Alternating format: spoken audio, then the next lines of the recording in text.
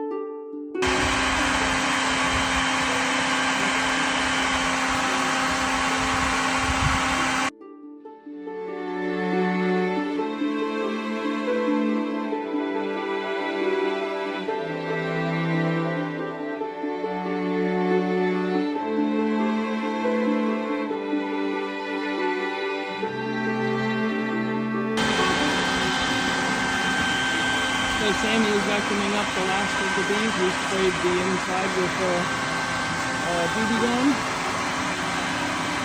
And we're going to tape off everything.